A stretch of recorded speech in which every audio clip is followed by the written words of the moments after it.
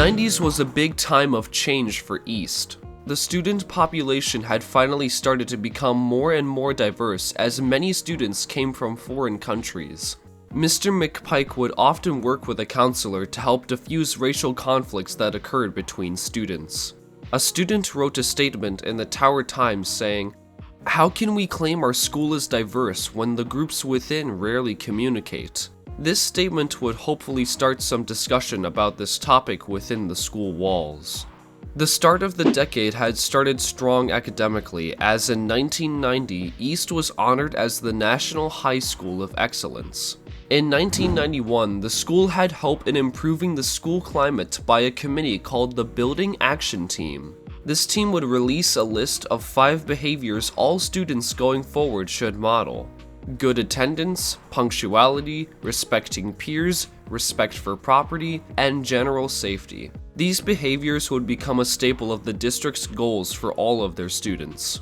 In 1992, a new program was established at East that was labeled as an achievement program for students. It was named the Minority Achievement Report. One of the highlights of this program was the tutoring that was available. All students, regardless of GPA, were allowed to attend this program. By 1994, East was granted the ability to establish a career and technology center after receiving a total of $80,000 for the build. Modern technology was starting to become integrated within the school and was funded partly by the Board of Education.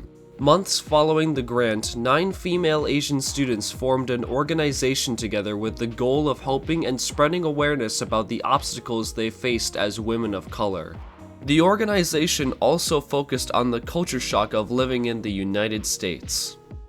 The following year, an article was published in the Wisconsin State Journal that showed off East's new technology center. The new computers combined with hands-on learning made it a monumental step forward for the community. Throughout the next few years, athletics were once again a highlight of the school's excellence. An East student was named a part of the all-state golf team, while another won her 3rd cross-country meet for the 3rd year in a row.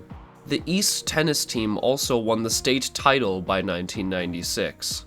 In December of 1996, East High made their first ever school website. The website was revised many times, but became a core part of the school's information and education over time. As more students and teachers from different places entered the East community, teachers and students began to recognize a big issue that was becoming more prevalent. East was becoming more diverse, but there was a noticeable racial learning gap between students. Teachers worked with experts to try to solve this issue, but the system was going to have to be reworked if everybody were to be treated remotely equal.